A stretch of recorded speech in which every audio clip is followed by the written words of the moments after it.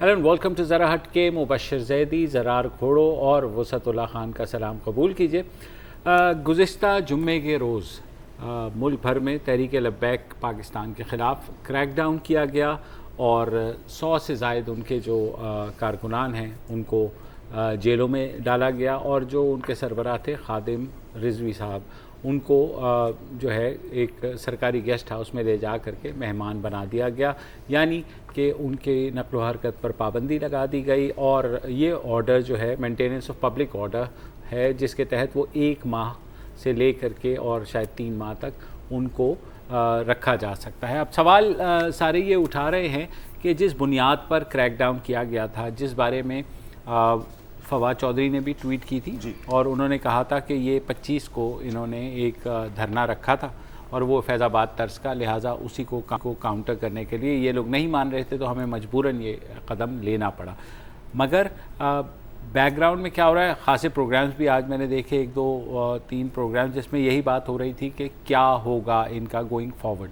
तो अभी एक समरी भेजी है हसास इदारों ने विफाकी हुकूमत को, और हसास इदारों से मुराद तमाम हसास इदारे पंजाब के भी, सिंध के भी और जहाँ जहाँ से उनको उठाया गया, जिसमें उन्होंने ये कहा गया है कि इनके ख़िलाफ़ जो है वो बगावत का पर्चा दर्ज किया जाए और इनको कम अज़ कम 1 साल से पहले जो है वो बाहर ना आने दिया जाए। मतलब खादिम रिजवी प्लस जो उनकी लीडरशिप है ओवरऑल। हाँ, लेकिन अभी तक ये नहीं पता कि असल जो उनके लीडर जिन्होंने फ़ौज और अदलिया के ख़िलाफ़ बयानबाजी की, पीर अफजल कादरी, वो किधर हैं, क्योंकि मैंने उनकी एक वीडियो बाद में देखी थी। अब मुझे नहीं पता कि वो उनको पकड़ा गया है या नहीं, कोई इंडिपेंडेंट कंफर्मेशन नहीं है। इब्तिदाई रिपोर्टें इसमें मैंने पढ़ी थी और उसमें ये ऐसा लग रहा था कि शायद हाउस अरेस्ट किया गया है या शायद नकलो हरकत पर पाबंदी लगाई गई है। कॉन्फर्मेशन अभी इस बिल्कुल, क्योंकि असल तो जो है बड़क उन्होंने मारी थी और जो कि खासी जिस पे लेदे हुई कि भाई ऐसे कैसे हो सकता है कि एक किसी भी जमात का लीडर उठ करके और खुल्लम खुल्ला फ़ौज के अंदर म्यूटनी और अदलिया के बारे में तौहीन आमेज़ कलमात कह ले और सर्विस जजों को कत्ल की धमकी। एग्जैक्टली, मतलब और तौहीन तो बहुत छोटी। बिल्कुल। अच्छा, पुराना रिकॉर्ड देखते हुए आप कुछ कह रहे हैं? नहीं, पुराना रिकॉर्ड देखते हुए मुझे लग रहा था कि शायद जैसे कंट्री वाइड रिएक्शन होता है, पहले होता रहा है, इस पे भी होगा, लेकिन जाहिर है कि वो फिजल आउट ही हो गया पहले दिन से। तो मुझे पता यकीन ही नहीं है कि ये वही तहरीक लब्बैक है जिसने फैज़ाबाद को इतने दिन बंद रखा, 3 दिन जो है वो सबका। बिल्कुल, तो ये स्विच ऑन स्विच ऑफ वाली मुझे फीलिंग हुई। लेकिन सबसे जो ज़बरदस्त बात है वो ये है कि अब लोगों ने जो तहरीक लब्बैक से मुंसलिक थे उनमें से बहुत सौ ने शायद गिरफ्तारी से बचने के लिए ला ताल्लुकी के ऐलाना शुरू कर दिए। एक तो उनकी इत्तेहादी सुन्नी तहरीक। जी बिल्कुल, सुन्नी तहरीक, आपको याद है कि जब आसिया बीबी के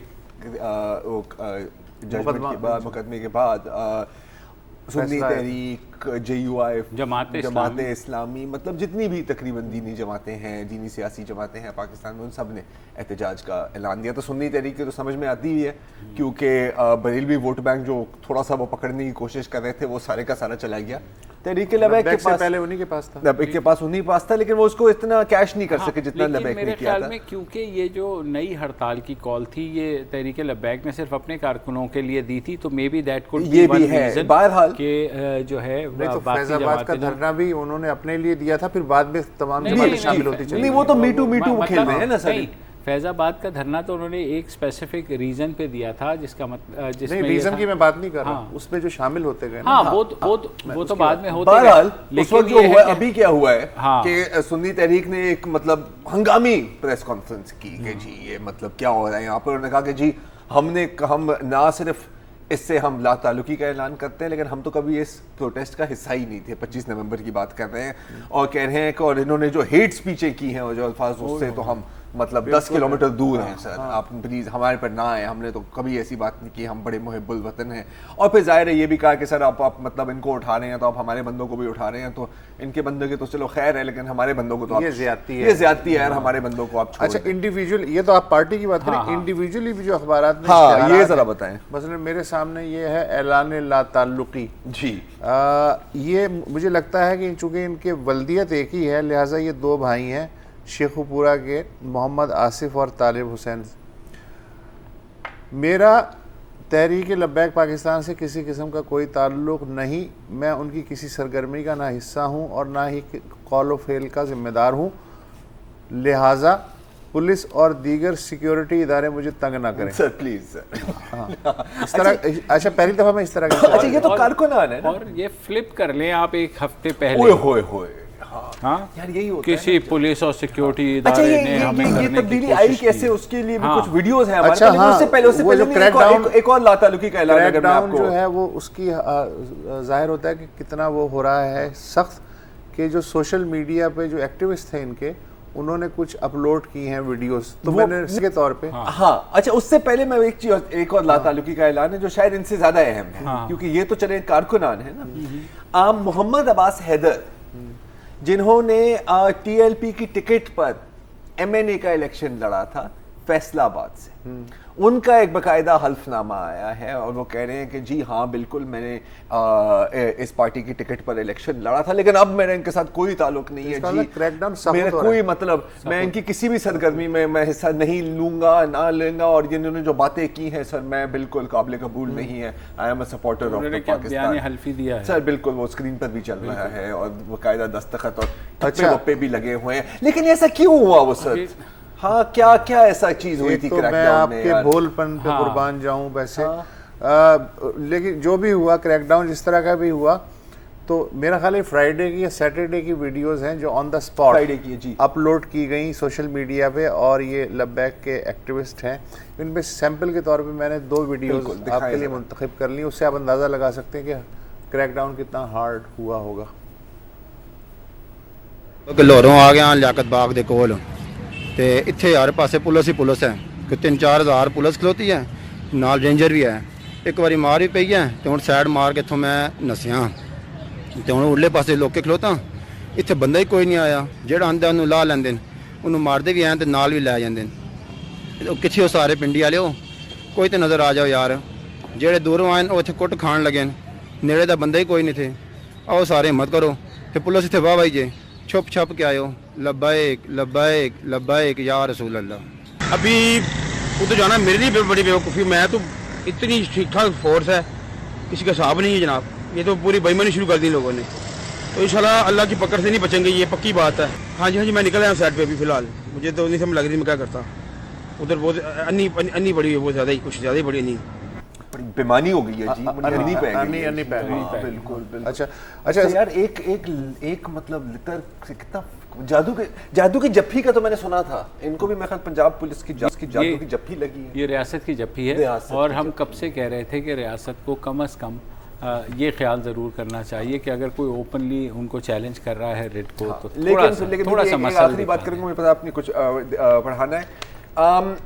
अगेन हम दूध के जले हुए हैं। हाँ। ये एमपीओ के तहत गिरफ्तारियां हुई हैं, विच इज 1 मंथ, और फिर रिन्यू हो सकता है जब ये बाकी मुकदमे अगर लाएंगे तो फिर हम देखेंगे। हाँ, तो फिर लेकिन अभी तक क्योंकि हसास इदारों की ये रिकमेंडेशन है, तो इस पर जो ज्यूरी बैठेगी, यानी शहरियार आफरीदी, आपको पता है उनसे बड़ी कौन सी ज्यूरी है, वो और इमरान खान जो अलमारूफ वज़ीर दाखिला भी हैं, वो दोनों बैठेंगे 1 आध दिन में और इस बात का फैसला करेंगे। हाँ, और दूसरी बात ये कि जो सब इदारे हैं उन्होंने ये पिछले 1.5 साल से इन्हें बहुत प्यार मोहब्बत से समझा रहे हैं, आप देखना। हाँ, फैजाबाद से कितने प्यार मोहब्बत से समझाया कि भाई ऐसे नहीं करते यार, अच्छे बच्चे बनो, ये है वो, नहीं समझे तो अब जाके जब के टाइम आ गया फिर समझ नहीं आती दोनों, तो फिर फिर तो हाथ डालना ही था। लेकिन जाहिर है जिस तरह से, और 1.5 साल तक जो जिस सब्र का मुजाहरा किया, नहीं बिल्कुल वो बिल्कुल मिसाली 5वीं बड़ी पार्टी बन के उभरी।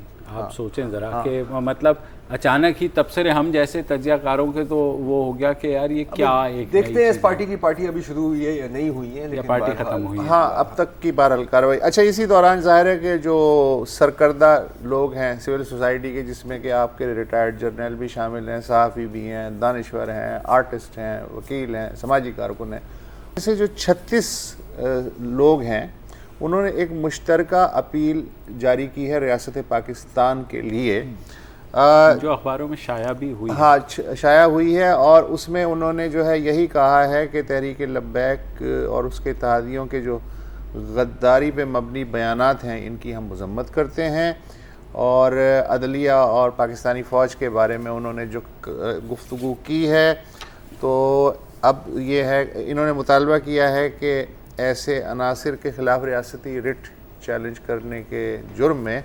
आर्टिकल 6 जो आइन का है और संगीन गद्दारी के जो मुतल्लक़ा क़वानीन हैं उनके तहत, इंसदाद दहशतगर्दी के क़ानून के तहत और ताज़ीरात पाकिस्तान के तहत मुक़दमात चलाए जाएँ। अच्छा, फिर उन्होंने कहा है कि हमें अफसोस है कि रियासत पाकिस्तान ने इस जमात के साथ ख़बरों के मुताबिक 5 नुकाती माहदे के तहत मिन्नत समाजत का रास्ता इख्तियार किया। ऐसे अनासिर को खुली छूट देने से अदम बर्दाश्त फैलाने वाली क़ुव्वतें मजबूत होंगी, जिससे न सिर्फ पाकिस्तान में अक़लियतों की मुश्किलात बढ़ेंगी बल्कि पाकिस्तान की अक्सरियती अवाम और आने वाली नस्लों का मुस्तक़बिल भी तारीक होगा। लिहाजा अब इस पर चेक रखा जाए। बिल्कुल, मैं कुछ नाम पढ़ देता हूँ ताकि अंदाज़ा हो जाए कि किस लेवल के लोगों ने ये अपील की है। जैसे समाजी कारकुन है जबरान नासिर, वकील हैं बाबर सत्तार, रशीद रिजवी साहब जो हैं वो साबिक़ जज हैं, आई रहमान साहब human rights commission of Pakistan के, जलीला हैदर हैं, फ़रतुल्लाह बाबर हैं, अफरासिया खटक हैं, ये तो यूजुअल सस्पेक्ट, डॉक्टर परवेज़ हूदबाई हैं, AH नैयर हैं, तैमूर रहमान है, गाजी सलाउद्दीन हैं, कतरीना हुसैन हैं, फ़हीम ज़मान है, ये सब जर्नलिस्ट हैं। Major general retired Athar Abbas ISPR के साबिक़ director, lieutenant general retired Waheed Arshad, ये भी साबिक़ ISPR के हेड हाँ, और मेजर रिटायर्ड असद अब्बास, शर्मीन उबैद चुनाए, जामी, सरमद खोसट, अरीब अजहर, नाजिम हाजी, आरिफ हसन जो माहिर तामीरात हैं, वो मतलब इस लेवल के लोग। जस्टिस रिटायर्ड नासरा इकबाल, हाँ, जस्टिस नासरा तो इकबाल, वो भी मुझे ये लगता है कि बहरहाल जो कुछ भी हुआ है उसमें सुप्रीम कोर्ट के जो जस्टिस काजी फाइज ईसा हैं उनकी बहुत कंट्रीब्यूशन, नो डाउट, बिल्कुल। उन्होंने बारहा इस चीज़ को चैलेंज किया, इदारा जो हुकूमत है उसको ला करके उससे जवाब मांगा और बारहा ये सवाल उठाया कि रियासत कैसे इजाज़त दे सकती है बिल्कुल कि लोगों की इमलाक को इस तरह नुकसान पहुँचाया जाए। एक ब्रेक लेते हैं, ब्रेक के बाद वापस आते हैं।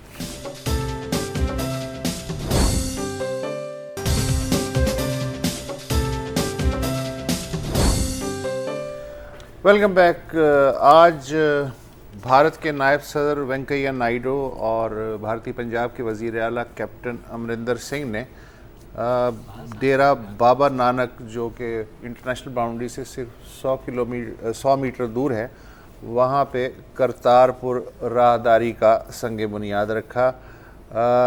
जो वज़ीर आला हैं उन्होंने कहा कि अब सिख यात्री बग़ैर वीज़े के गुरुद्वारा करतारपुर साहब की ज़ियारत कर सकेंगे। ये अगर अच्छा, अगर वीज़े के बग़ैर ये करतारपुर साहब की ज़ियारत करेंगे तो पाकिस्तान और हिंदुस्तान की जो सरहद है वो दुनिया की वाहिद सरहद होगी जिस पे 4 तरह के रस्मी और गैर रस्मी इंतज़ामात हैं। मसलन इंटरनेशनल बाउंड्री, ठीक है, हाँ, वर्किंग बाउंड्री, सही है, लाइन ऑफ कंट्रोल, ठीक है, और करतारपुर वीज़ा फ्री कॉरिडोर। क्या बात, 4 तरह की सरहद होगी। Guinness book of world record तो बनता है। हाँ, 4 तरह की लकीरें हैं ये।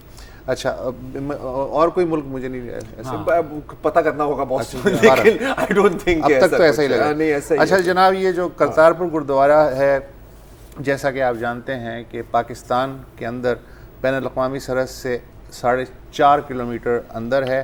1522 में इसकी सिग्निफिकेंस ये है कि 1522 में ये पहला गुरुद्वारा था जो बना। अच्छा, पहला, द वेरी फर्स्ट। अच्छा, यहाँ बाबा गुरु नानक ने अपनी ज़िंदगी के आखिरी 18 बरस गुजारे और यहीं उनका इंतकाल भी हुआ। अच्छा, जब से ये ज़ाहिर है कि पार्टीशन हुई, इंटरनेशनल बाउंड्री बनी, तो हालिया कुछ सालों से जो बॉर्डर सिक्योरिटी फोर्स है इंडिया की, उसने एक इंतज़ाम किया कि उन्होंने दूरबीनें वगैरह लगा दी ताकि वहाँ के जो सिख यात्री हैं उन दूरबीनों के ज़रिए दूर से देख तो सकें, इसकी ज़ियारत कर सकें। और पहली बार 98 में जो वज़ीर आज़म थे वाजपेयी साहब, उन्होंने कहा कि अगर ये हो जाए तो बड़ा अच्छा होगा। उन्होंने ये मसला जो है उस वक्त जो है फ़ौज की वजह से थोड़ी सी उनकी वो आई थी कि क्योंकि गुरदासपुर, छावनी और पठानकोट हैं, तो इस वजह से जो है ना वहाँ, अच्छा, वहाँ जो अब ज़ाहिर है कि सहाफ़ी तो वहाँ पहुँच गए ना, तो उन्होंने इंटरव्यू लेने शुरू कर दिया। तो ओवरऑल जो है वहाँ के लोग जो मकामी हैं वो खुश हैं। उनका ख्याल है कि जी इकनॉमिक एक्टिविटी ऑब्वियसली बढ़ेगी, बिल्कुल बढ़ेगी। तो एक और उनके प्लाटों की, ज़मीनों की कीमतें उसके साथ बढ़ेंगी। परसों सरहद के इस तरफ वज़ीर आज़म इमरान खान इस कॉरिडोर का संग बुनियाद रखेंगे। अच्छा, आज जो इफ्तिताही तकरीब हुई उसमें बड़े मज़े की बातें हुई, तकारीर हुई। मसलन जो नायब सदर वेंकैया नायडू हैं, उन्होंने कहा है कि ये कॉरिडोर अमन, हम आहंगी और इंसानियत के मज़हर मुक़द्दस मुकाम की तरफ खुलता है। हम अच्छी हमसायगी चाहते हैं मगर भारत दहशतगर्दी कबूल नहीं करेगा। ये कहना ज़रूरी है ना।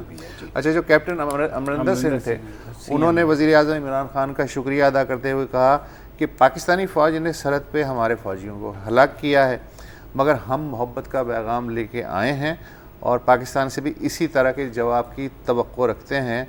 मैं तब तक पाकिस्तान नहीं जाऊंगा जब तक अमन कायम नहीं हो जाता। अब अमन से मुराद भारत में या पाकिस्तान ये पता में, नहीं, ये नहीं पता। हो सकता है नाइजीरिया की अच्छा, बात हो रही है, मुझे नहीं पता। इन्होंने कहा मैं जब तक पाकिस्तान नहीं जाऊंगा। नहीं जाएगा। उसी स्टेज पे पाकिस्तान, पंजाब नहीं जाऊंगा। उसी स्टेज पे वज़ीर जो हैं मरकज़ी वज़ीर हरदीप सिंह पुरी और हरसिमरत कौर भी बैठे थे, जिन्हें कल पाकिस्तान पहुंचना है ताकि वो इमरान खान के साथ संग बुनियाद की तकरीब में हैं, शरीक हो सकें। अच्छा, स्टेज पे एक अजीब मंजर था कि जो बीजेपी के ओहदेदार थे और जो कांग्रेस की चूँकि हुकूमत है वहाँ पंजाब में, तो उसके ओहदेदार एक दूसरे से आगे यूँ करके अच्छा, और हर तकरीर में क्रेडिट लेने की कि जी SRD बजाना यार, ये बड़ी मजेदार बात है। हाँ, ये अब अगर ये आप देखें ना, जब ये पहले एक भारतीय ministry of external affairs, foreign ministry जो कहते हैं, उनकी तरफ से जो पहले बयान आया था, ऐसे लग रहा था कि यार ये आइडिया ही हमारा है, मतलब भारत से आइडिया आया। हाँ, मतलब इसकी वर्डिंग बड़ी मजेदार है कि जी वी अर्ज the government of Pakistan to recognize the sentiments of the Sikh community। अभी परसों आया था। हाँ, परसों ही आया था। तो मतलब वो उस पर सुहासिनी हैदर साहिबा ने बड़ा मजेदार कर दिया। उन्होंने कहा यार अगस्त में तुम लोगों की कोई और लाइन थी, बिल्कुल कोई और लाइन थी, और अब आपने क्या टर्न मारी है, हमारे कहने पे हमारी चीज अपना ली है इन लोगों ने। यार नवजोत सिद्धू को कितनी गालियां यार, मतलब शुरू तो एक जप्पी से ही हुई थी ना, आजकल बड़ी जप्पियां चल रही हैं, रियासत की जप्पी और यहाँ चीफ और अच्छा, ये वाकई जादू की जप्पी है। Chief of army staff general Bajwa और नवजोत सिंह की जप्पी, और उस वक्त जो हाल हुआ था अक्रॉस द बॉर्डर, वो भी मतलब देखने का था ना। जैसे ये है श्वेत मलिक बीजेपी पंजाब के, उसने कहा शर्मनाक बात है। अच्छा, एक और बंदा कहता है कि जी यहाँ पर अटल बिहारी वाजपेयी साहब की हम का सोग मना रहे हैं और ये मुल्क सिद्धू वहां चला गया, सिद्धू वहां मुल्क दुश्मनों के साथ। अच्छा, ये तो चलो बीजेपी से तो समझ में आती है। कांग्रेस पार्टी, और सिद्धू साहब भी कांग्रेस पार्टी के हैं, उनके जो हैं कैबिनेट मिनिस्टर हैं राजेंद्र सिंह बाजवा, उसने कहा कि सिद्धू यहाँ पर आए और जो हमारे शोहदा के खानदान है उससे हाथ जोड़कर माफी मांगे। उसने ऐसा क्यों किया है, ये सब चल रहा था। और अब कौन आपके क्रेडिट लेने वाला, क्योंकि हमारी वजह से हुआ। अब ये तो सर हम तो हमेशा कहते हैं credit goes to Sidhu as well. नहीं, एब्सोल्युटली उन्होंने वहां जाकर स्टैंड लिया, बिल्कुल, और उन्होंने बिल्कुल खड़े रहे और बार बार, हालांकि आपको पता है कितने टॉक शोज में बुला करके चारों बंदूकें उनको तो उसके बाद उसने बड़ी अच्छी लाइन ली। उन्होंने कहा अच्छा, अगर मेरा जाना आप लोगों को खटक रहा है, तो जब वज़ीर आज़म मोदी साहब गए थे लाहौर, तो वो किससे पूछ के गए थे, या उस बारे में तो बीजेपी वाले यहाँ आयरनी ये है कि कल जो सिद्धू को गद्दार कह रहे थे, आज वही क्रेडिट ले रहे हैं कि ये पाकिस्तान में हमारी वजह से। अच्छा, क्रेडिट की बात की तो क्रेडिट इज ड्यू। सब भारतीय सियासतदानों ने ये लाइन नहीं ली थी। मैं आपको एक एक्सेप्शन बताया तो पंजाब में जो कांग्रेस के चीफ है सुनील झाकर, हाँ, उन्होंने कहा कि जी ये जो जिस इशू पर बात कर रहे हैं वो किसी इंडिविजुअल की बात नहीं है, ये एक बहुत बड़ा इशू है और मैं इस कॉज को सपोर्ट कर रहा हूं, मैं इस इंडिविजुअल को support. That's what Navjot Singh Sidhu also said कि यार ये आपको कोई कुछ चीजें ना आप इंसानियत के नाते भी करते हैं, ज़रूरी नहीं है इससे अगर सिख बरादरी को फ़ायदा हो रहा है। बीजेपी के अंदर भी थोड़ा सा कन्फ्यूजन है। कुछ लोग कह रहे हैं कि ये ज़रा जल्दी में हो रहा है काम, तो आपको पता है कि बहुत सारे फॉल्स स्टार्ट्स हो चुके हैं, दोनों मुल्कों में बेशुमार अनगिनत हो चुके हैं ना, और आखिर में पता चलता है कि आज तो हम बड़े खुश हो रहे हैं और बातें कर रहे हैं, और कल पता हो कि जनाब वो पिछले साल फलाने जो बयान था वो अचानक किसी को याद आ जाएगा। नहीं सर, आप छोड़ दें, आप औरंगजेब और बादशाह अकबर याद आ जाते हैं लोगों को तो यार। यहाँ पे ये है साबिक high commissioner TC Raghavan. Sir एक ब्रेक ले लेते हैं, ब्रेक के बाद ये चले आप। ये एक जुमला है, ये जो हम बात कर रहे हैं ना, जी। इसके पस मंजर में ये टीसी राघवन साहब यहाँ इस्लामाबाद में रह चुके हैं, उनका ये कहना है जी कि पाक भारत ताल्लुकात का पारा कुछ पता नहीं चलता कि कब ऊपर जाता है और कब नीचे जाता है, और अक्सर नीचे ही पूजे में दरिया बंद कर दिया। बिल्कुल। हाँ, ये मौजू कंटिन्यू रखना है, मौजू कंटिन्यू रखना है, एक ब्रेक ले।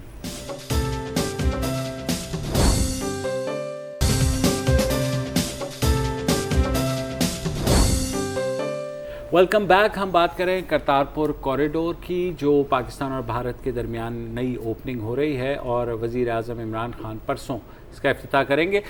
जब पाकिस्तानी वजारत ख़ारजा से बाज़ाब्ता जो है दावतनामा गया भारतीय वज़ीर ख़ारजा सुषमा स्वराज को, तो उन्होंने उस पर रिएक्ट इस तरीके से किया। उन्होंने कहा मैं ज़रूर आती, लेकिन हमारे यहाँ क्योंकि इलेक्शंस होने वाले हैं इस वजह से शायद मेरे लिए मुश्किल होगा, लिहाजा मैं अपने 2 वज़ीर जो है स्टेट मिनिस्टर्स वो वहाँ आपके उसमें आ जाएंगे। आज फवाद चौधरी जो हमारे इंफॉर्मेशन मिनिस्टर हैं, उनसे भी ये सवाल हुआ। ज़ाहिर है हम मीडिया भी तो चीज़ों को स्पिन देता है कि ये देखें उन्होंने इनकार कर दिया।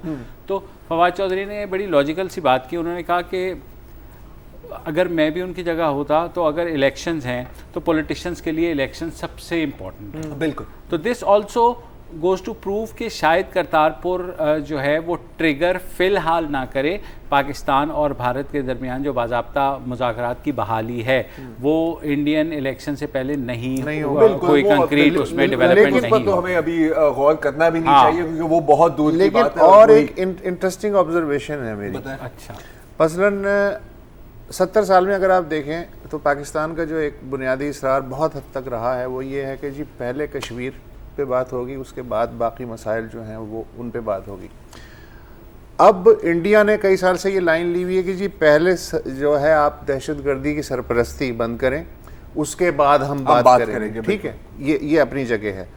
यानी सो मच सो कि 3 दिन ये जो चाइनीज़ काउंसलेट पे हमला हुआ तो पाकिस्तान ने जो है कि कई सूबाई वज़ीरों ने भी और अफसरों ने भी ये कहा जी कि रॉ जो है उसके पीछे उसकी डिज़ाइनिंग है। अच्छा, और कश्मीर में जो अब हो रहा है जिसमें कल एक 19 माह की बच्ची भी छर्रे से जख्मी हुई है और रोज़ाना लोग मर रहे हैं, तो उस पर मुस्तकिल जो है वहाँ दिल्ली से ये हो रहा है कि ये पाकिस्तानी करा रहे हैं, पाकिस्तानी करा रहे हैं। ठीक है, ये अपनी जगह 2 हांडियाँ नहीं हैं। बलोचिस्तान में इंडिया और कश्मीर में पाकिस्तान, हांडियाँ उबल रही हैं। उसके साथ साथ अब ये भी चल रहा है कि नहीं वो ये अपनी जगह हम करते रहेंगे, करतारपुर में कुछ और चल रहा है, अमन भाईचारा ये फलाना। अच्छा, ये जो है मुझे तो लगता है कि साइन ऑफ मैच्योरिटी है कि हर चीज़ को अपने अपने खाने में आप डील करते रहो, बुरी चीज़ों को डील करते रहो और अच्छी चीज़ों को अलग से डील कर लो। तो मुझे तो ये साइन ऑफ मैच्योरिटी नहीं, बिल्कुल। अच्छा, इसमें जो है ना पहले भी ये होता था कि पीपल टू पीपल कांटेक्ट जो है कल्चर, लेकिन ये पीपल टू पीपल तो नहीं है ना सर, ये तो बकायदा कॉरिडोर है। तो इसकी सिग्निफिकेंस पीपल टू पीपल से मेरा ख्याल है कि कदरन बहुत ज्यादा है। लेकिन एक चीज है कि ये जो अभी हाल में जो चाइनीज कॉन्सुलेट पर हमला हुआ है, राइट, अल्लाह का लाख शुक्र है कि जो उनका मंसूबा था वो पूरा नहीं हुआ, क्योंकि वो तो अंदर घुसना चाह रहे थे और वहां पर फिर सीज होती, मैसेकर होता। अगर वो कामयाब हो जाते ये दहशतगर्द तो शायद अभी सिचुएशन थोड़ी डिफरेंट होती। एक और अगर पॉइंट ऑफ व्यू से हम इसको देखें तो शायद क्योंकि जाहिर है कि रॉ के फिंगरप्रिंट्स पहले इस तरह के हमला अगर इंडिया में होता या पाकिस्तान में होता हर चीज ठप हो जाती। अगर इंडिया में होता तो फिर तो 100%। लेकिन उसके बावजूद, इस हमले के बावजूद करतारपुर का प्रोसेस चल रहा है। हाँ, लेकिन सर आपको ये पता है कि शायद एक और हमला होने वाला था भारत में, आपको इल्म है इसके बारे में? क्योंकि अच्छा। देखिए जैसे आपको पता है ना कि देसी दावत में हाँ आप हमें जितना मतलब टिक्के विक्के खिला दें, जब तक हम चावल और रोटी नहीं खाएंगे तो हमारा खाना मुकम्मल नहीं होता ना यार, मजा ही नहीं आता, तो रोटी नहीं हुई जी। तो बिल्कुल वैसे ही अगर ये सब कुछ चल रहा है और इंडिया में एक टेरर अलर्ट ना आए कि जी पाकिस्तान मजा नहीं आता, दहशतगर्द पहुंच गए हैं, तो पता नहीं है ना, मतलब निवाला नहीं बनता है ना इस तरह का। तो लो एंड बिहोल्ड बिल्कुल ऐसा ही हुआ। और कैसे पता लगा हमें? इंडियन मीडिया के थ्रू नेचुरली, जिनकी मतलब बहुत इनकी इन्वेस्टिगेटिव तू मतलब पता नहीं अपने आप को क्या रिपोर्टर बोल रहा है, उन पे तो इन्वेस्टिगेटिव जर्नलिज्म खत्म सर, खत्म। मतलब 3 दफा जन्म लेके फिर खत्म होती है। और आपको जरा दिखा देते हैं कि इनकी लेटेस्ट इन्वेस्टिगेटिव जर्नलिज्म क्या थी, सुनिए। और राजधानी दिल्ली में 2 आतंकी दहशत का साया बनकर प्रवेश कर चुके हैं। उनके पोस्टर भी चिपकाए जा रहे हैं, आप भी थोड़ा सावधान रहिए। देश की राजधानी दिल्ली पर मंडरा रहा है आतंकी हमले का खतरा। पुलिस ने 2 संदिग्ध आतंकवादियों के दिल्ली में घुसने का अलर्ट जारी किया है। पहाड़गंज समेत कई इलाकों में संदिग्ध आतंकियों के पोस्टर लगाए गए हैं। इस पोस्टर में 2 आतंकी हैं, दोनों आतंकियों की दाढ़ी है और ये एक माइलस्टोन का सहारा लेकर खड़े हैं। इस पर लिखा है दिल्ली 360 किलोमीटर। देखें, इतनी प्लानिंग है इन दहशत गर्दों की कि बकायदा माइल पोस्ट के साथ चल रहे हैं कि सर अभी ना रुके, अभी दिल्ली दूरस्त। हाँ, दिल्ली दूरस्त। दिल्ली दूरस्त। और मतलब इनके होलिया भी देखें ना सर, लंबी दाढ़ियां, मतलब नमाजी टोपियां, शलवार तखनों से ऊपर, तो पक्के दहशत गर्द लग रहे हैं। लेकिन असल में है कौन यार, ये भी एक बड़ी मजेदार स्टोरी है, क्योंकि आखिरकार इन्हीं 2 दहशत गर्दों ने एक बाले जुर्म किया है और एक बकायदा प्रेस कॉन्फ्रेंस किया है यहाँ ही पाकिस्तान। लगता है कि खुल्लम खुल्ला सर, और फिर लोग कहते हैं कि फाइट ऑफ पे आपको क्या सुनना चाहते हैं आप? हाँ, सुनिए जी। ये जो तस्वीर खींची गई थी, ये जब 9, 10, 11 नवंबर को राइवेंट इज्तिमा हो रहा था। ये इज्तिमा के दौरान की तस्वीर है, जब हफ्ते वाला दिन था, जब हम गए थे लाहौर की तरफ। तो लाहौर में सैर व तफरी के लिए हम गए थे। उसके बाद हम वहाँ से हमने कहा कि हम बॉर्डर की तरफ देखते हैं, परेड देखने के लिए हम गए थे। तो परेड देख के हम जब वापस बाहर आए तो वहाँ माइलस्टोन लगा हुआ था, उसके पास ही हम खड़े हो गए। हमने वहाँ तस्वीर खिंचवाई। तस्वीर खींचने के बाद उसको मेरा ख्याल व्हाट्सएप पे या फिर फेसबुक पे किसी ने चढ़ाई, जैसा भी हुआ, तो वो वहाँ से आगे मुंतकिल। रिश्तेदारों के और ख़ास तौर पर घर से तो फ़ोन आना ही था। उन्होंने फ़ोन करके यही कहा कि आप इस वक्त कहाँ हैं। उन्होंने सबसे पहले हमारा नाम पूछने के बजाय बस उन्होंने पूछा कि आप हैं कहाँ पर। तो जब हमने कहा कि हम इस वक्त मदरसे में ही हैं, तो उन्होंने शुक्र करके उन्होंने कहा कि ये ख़बर चल रही है, आप इसके क्या है। तो शुरू में तो मैं भी नहीं मान रहा था कि ये ऐसा मामला है। ये मैंने यही सोचा था कि एडिटिंग की गई है, लेकिन बाद में फिर जब कहा गया कि काफ़ी सारी ऐसी न्यूज़ आई हुई हैं, तो हमने अपने उस्ताद जी से कहा कि ऐसा मामला है, तो आप हमने उस्ताद जी से बात की। तो आइंदा आप इस तरह के माइलस्टोन के साथ खड़े होकर तस्वीर बनाएंगे? और क्या आप चाहते हैं कि भारत जो है, जो इतना बड़ा उसने प्रोपेगेंडा किया है, झूठी खबर चलाई है, उस पर माजरत करे, उस खबर को वापस ले? नहीं, अगर वो डरता है तो डरने नहीं। डरता वरता नहीं हो। बहरहाल ये है, ये आज़ाद जम्मू कश्मीर से इनका ताल्लुक है और ये जामिया इस्लामिया इमदादिया में तालीम हासिल कर रहे हैं। वो कह रहे थे यार, अच्छा पता है गेम कहाँ शुरू हुई है कि जिसने भी ये फेसबुक पर तस्वीर लगाई थी ना, उसमें कैप्शन लगाया था कि हम फतेह दिल्ली के लिए निकले। तो वहां से शुरू हुआ। अच्छा यार, मतलब NDTV, times of India, Hindustan times, सब इसके ऊपर पड़ गए। और एक और ये लेसन है खासतौर पर मीडिया के लिए कि यार एक भंड लगता है ना, उसके बाद 50 भंड होते हैं एक रो में। लेकिन फिर भी ये खुशनसीब है, खुशनसीब है। आपको पता है कि इतनी सख्त सिक्योरिटी है कि कबूतर और एक दफा तो सेब, प्रो पाकिस्तान सेब भी आपको पता है कि पकड़े गए थे, बलून और इन तरह की चीजें। तो Indian media saves the day, Indian media saves the day, even night. बहुत कर दी तुम लोगों ने, बहुत कर दी। ब्रेक ले ले।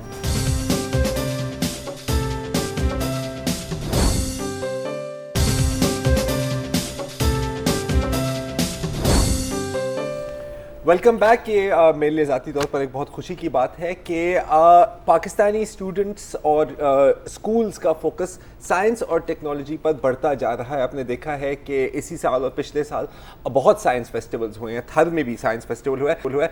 कल से लोधरा में भी एक साइंस फेस्टिवल शुरू होने वाला है। और इसी सिलसिले में आपको एक क्लिप दिखाना चाह रहे थे कि हाल में ही कराची की NED यूनिवर्सिटी में जो नेशनल इंक्यूबेशन सेंटर है, वहां पर एडवॉन रोबोटिक्स की जानिब से एक रोबोटिक्स कंपटीशन हुई थी जिसमें बच्चों ने शिरकत की थी। 120 स्कूल, 100 से ज़ायद टीम्स और तकरीबन 700 से 800 लोगों ने, स्टूडेंट्स ने इसमें शिरकत की थी। क्लिप दिखाने से पहले मैं आपको बता देता हूं कि इसके रिजल्ट क्या आए थे। फर्स्ट पोजीशन मिली थी पाक टर्क स्कूल्स को, सेकेंड पोजीशन आगा खान स्कूल को और थर्ड पोजीशन जनरेशंस स्कूल को। कंपटीशन में क्या हुआ और किस तरह की रोबोटिक्स हमें देखने को मिली, आप देखिए और हमें इजाजत दीजिए।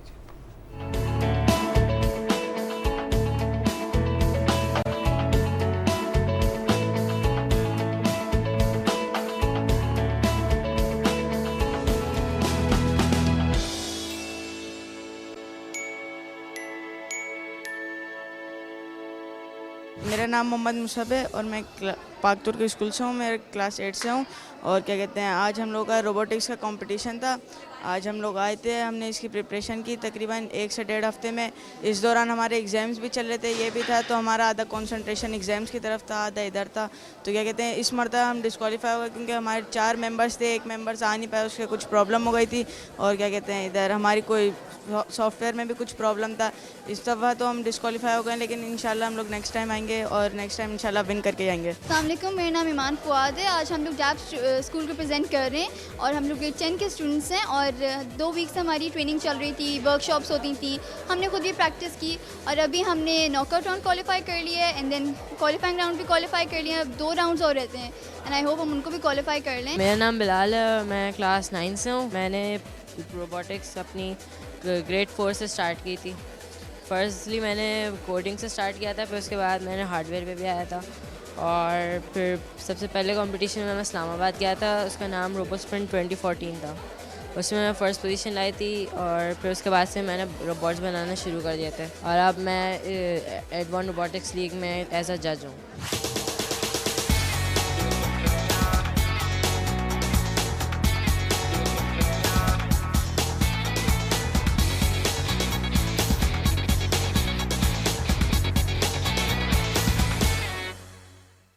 आज का जो प्रोग्राम एडवांस रोबोटिक एंड इल्म यूनिवर्सिटी ने अरेंज किया है 21st सेंचुरी स्कूलिंग सिस्टम पे, यानी आज की 21वीं सदी का जो स्कूलिंग सिस्टम है वो क्यों फेल हो रहा है, ठीक है, या वो रिजल्ट्स प्रोड्यूस क्यों नहीं कर पा रहा है। बिसाइड्स कि हम तमाम तर कोशिशों के बावजूद, तमाम तर एफर्ट्स के बावजूद स्कूल्स की, स्कूल एडमिनिस्ट्रेशंस की, टीचर्स की, प्रिंसिपल्स की वो रिजल्ट्स प्रोड्यूस क्यों नहीं कर पा रहा है। तो यहाँ पे इन्होंने डिफरेंट एक्सपर्ट्स को बुलाया है जिसमें एडमिनिस्ट्रेशन सेक्टर से भी हैं, स्कूल सिस्टम से भी हैं, क्लिनिकल साइकोलॉजिस्ट भी हैं, सो डिफरेंट एस्पेक्ट्स से पेरेंट्स भी हैं इसके अंदर कि जो इस इशू के ऊपर बात करें कि टीचर्स, पेरेंट्स और स्कूल एडमिनिस्ट्रेशन किस तरह से मिलके वो क्या स्ट्रैटेजीज़ एंड लर्निंग टेक्निक्स है जिनको अप्लाई कर सकती है ताकि इन बच्चों के लिए जो है लर्निंग को इफेक्टिव बनाया जा सके। मेरा नाम मोहम्मद नबील है और मैं को-फाउंडर और CEO ऑफ एडवांस रोबोटिक्स हूँ। एडवांस रोबोटिक्स पाकिस्तान की पहली कंपनी है जो कि पाकिस्तान के अंदर एजुकेशन रोबोट मैन्युफैक्चर करती है।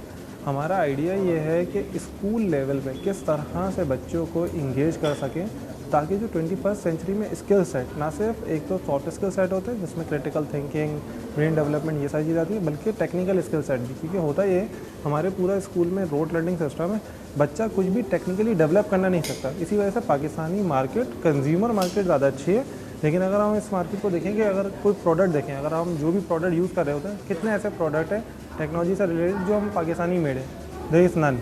तो हम ये चाहते हैं कि हम पाकिस्तान में ऐसा ह्यूमन कैपेसिटी बिल्ड कर सकें कि जब बच्चा यूनिवर्सिटी में आए तो उसको ऑलरेडी टेक्निकल टूल्स आते हों, उसे डेवलप करना आता हो और यूनिवर्सिटी के अंदर वो प्रोडक्ट डेवलपमेंट पे जाए, अपने बिजनेसेस स्टार्ट करें। उससे फ़ायदा ये होगा पाकिस्तान टेक्नोलॉजिकली भी ग्रो करेगा और दूसरी चीज़, जब टेक्नोलॉजी ग्रो होगी, प्रोडक्ट्स आएंगे तो एक्सपोर्ट बढ़ेगी, तो इकोनॉमिकल ग्रोथ भी पाकिस्तान की होगी।